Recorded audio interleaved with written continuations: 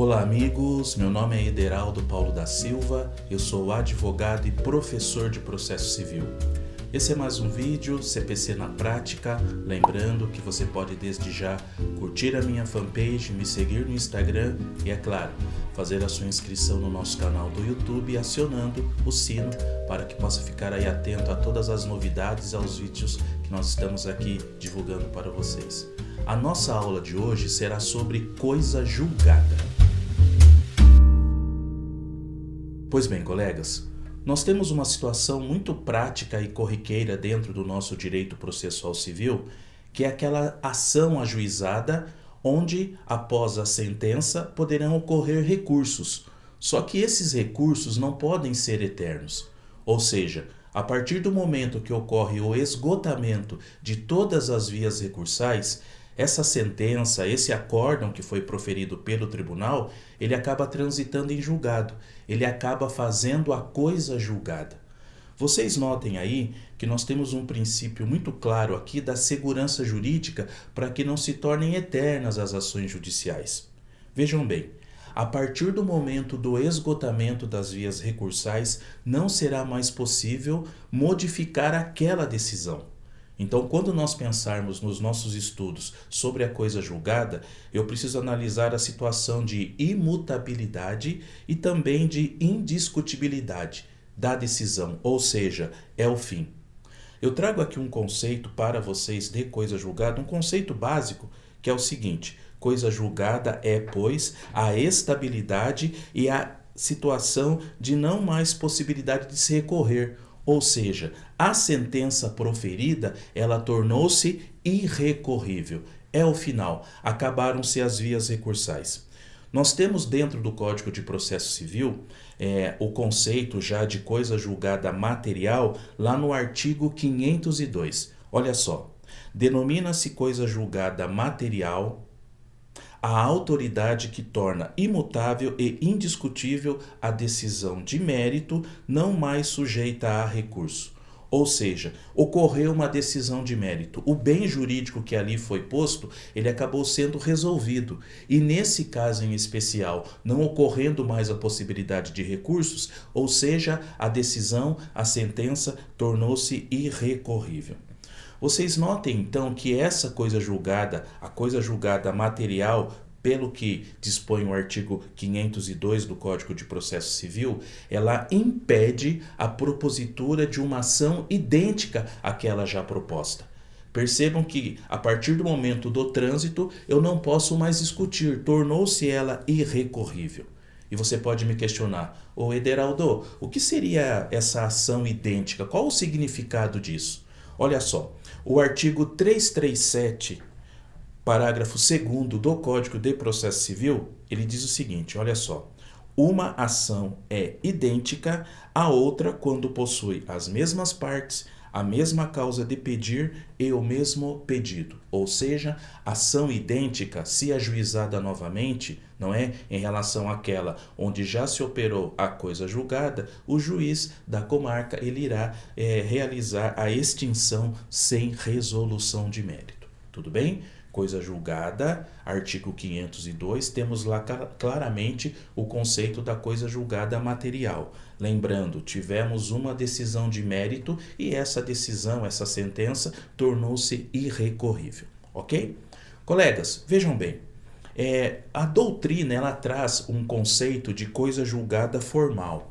Então nós precisamos aí nesse nosso início de aula também diferenciar o que seria a coisa julgada formal e o que seria a coisa julgada material. Vamos lá? Olha só, a coisa julgada formal, ela também é chamada de preclusão máxima, ou seja, dentro do mesmo processo, após a decisão, seja ela terminativa ou definitiva, não será mais possível discutir aquela questão que eu levei, não é, até o judiciário, dentro da mesma ação, dentro do mesmo processo.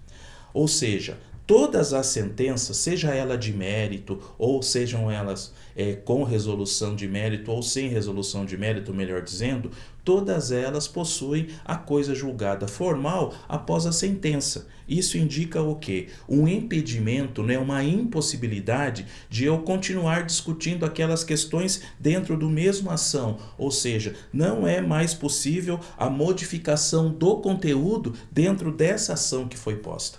Então a coisa julgada formal, não é, seja ela terminativa ou não, ela impede que eu discuta dentro do mesmo processo. Um exemplo aí para vocês, não é? Digamos que o magistrado, ele determinou que eu fizesse a emenda da petição inicial, o magistrado indeferiu a gratuidade, não é, que eu requeria a minha cliente, ok? E eu não providenciei o recolhimento das custas, eu não fiz a emenda como ele determinou no prazo legal. Nesse caso, haverá a extinção sem resolução de mérito. E percebam que a partir do momento que ocorrerem as vias recursais, dentro desse mesmo processo, eu não vou poder mais fazer nenhum tipo de discussão, ok?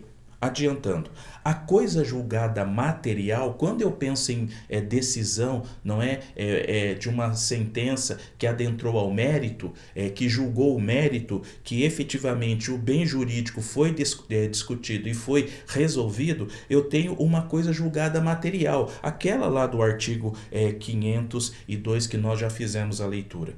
Então, a coisa julgada material, ela impede a rediscussão da questão decidida no processo em outra demanda. Então, veja bem, se por conta de uma situação de extinção do processo pelo artigo 485, não é? Aliás, sentença que nós já temos a aula aqui no nosso canal, você pode perfeitamente assistir e ficar atento, eu posso promover a ação novamente, porque a decisão ali foi sem resolução de mérito. Quando eu pensar em coisa julgada material, o magistrado, o juiz, ele decidiu o mérito, ele enfrentou o mérito. Então, nesses casos aqui, eu não posso discutir essa situação em uma outra demanda, em um outro processo. Haverá então claramente aqui um impedimento por conta da coisa julgada material.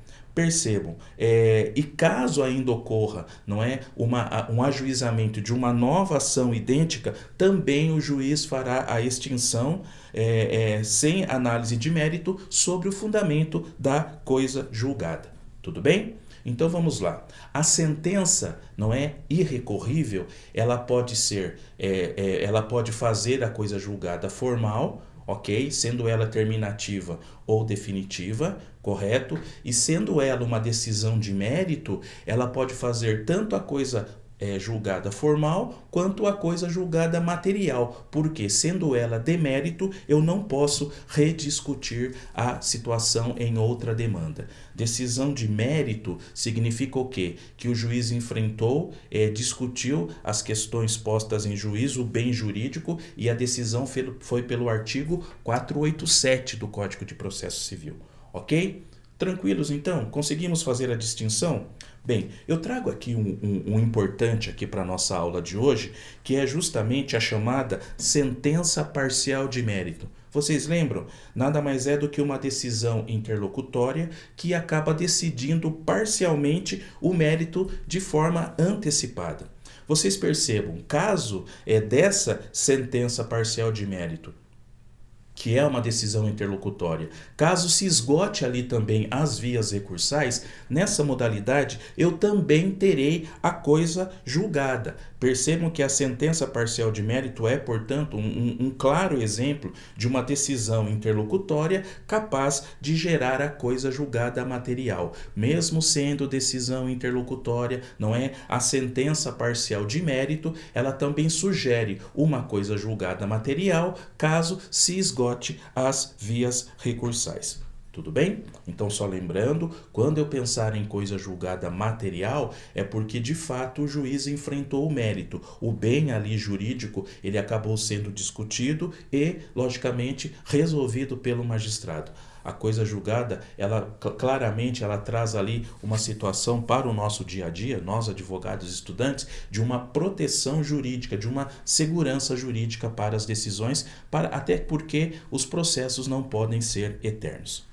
Colegas, todos nós aqui já ouvimos falar em ação de revisão de alimentos, em ação de exoneração de alimentos. Nós aqui já ouvimos falar em situações onde o magistrado determinou uma modificação de guarda. Mas, Ederaldo, quando o juiz julga procedente a ação e ele indica lá a procedência fixando um valor de 30%, você acabou de falar de coisa julgada, que é irrecorrível, que não pode mudar, mas veja bem, nós temos 2 artigos aqui no Código de Processo Civil que autorizam essa situação, essa possibilidade de mudança. Então vamos lá. O primeiro, o artigo 504, que diz o seguinte: não faz coisa julgada os motivos, ok? Ainda que importantes para determinar o alcance da parte dispositiva da sentença. E também no inciso 2 diz que não faz coisa julgada a verdade dos fatos estabelecido como fundamento da sentença. E olha só, o mais importante, se você pensa, logicamente, naquela situação de mudar uma situação de fixação de pensão ou guarda, você poderá claramente ter por base o artigo 505 também do CPC, porque ele vem dizer que nenhum juiz decidirá novamente as questões já decididas relativas à mesma lide, salvo. Então vamos lá? 1. Se tratando de relação jurídica de trato continuado, sobreveio modificação no estado de fato ou de direito. Então vamos lá? Digamos que o cidadão tenha hoje um emprego que ele tem um salário de R$5.000. Olha só que maravilha. Caso ele venha a perder esse emprego, aquela sentença que fixou uma pensão de R$2.000, de R$2.500 ou uma porcentagem em cima desse salário, ela pode ser modificada. Por quê? Nós temos claramente aqui dentro do artigo 505 e também do artigo 504 essa possibilidade de mudança de acordo com a situação atual que aquele cidadão está vivendo, está passando. Então vocês percebam que não há de se estranhar de sentenças que envolvem direito indisponível, de fixação de pensão, de guarda, que haja uma rediscussão mesmo após a sentença, mesmo após o prazo da apelação ou mesmo o prazo de recurso, seja ele especial ou extraordinário, diante dessa permissão legal, ok? Outra coisa importante também, já para nós finalizarmos aqui a nossa aula, é o artigo 506, que também trata da coisa julgada. Ou seja, a sentença faz coisa julgada às partes, entre as quais é dada, não prejudicando a terceiros. É aquele limite que nós falamos dentro, não é, das doutrinas que estudamos aqui sobre a coisa julgada. Então vamos lá, se eventualmente eu não participei desse processo, em relação à decisão ali que hoje é irrecorrível, ela não irá me prejudicar. Claramente aqui eu estou imaginando uma situação de formal de partilha já homologado por sentença e que posteriormente apareça um filho, não é? Aquele filho fora do casamento. Nada impede que através de uma ação própria ele possa tentar ali também, não é, rediscutir aquela situação onde já fora posta a homologação do formal de partilha. Eu sempre discuto em sala de aula com os meus alunos, seja na pós-graduação, nos cursos de extensão, de que, a depender do caso concreto, você, autor da ação, que vai fazer ali uma consignação em pagamento, que está buscando uma ação de uso capião, requeira aquela citação por edital, ou seja, pessoas ausentes, pessoas que até, não é, as partes ali desconhecem, para que essa decisão também faça ali coisa julgada em relação a esses terceiros, pessoas desconhecidas. Ok? Nós temos a coisa julgada então, que é aquela segurança jurídica, aquela proteção jurídica que nós buscamos,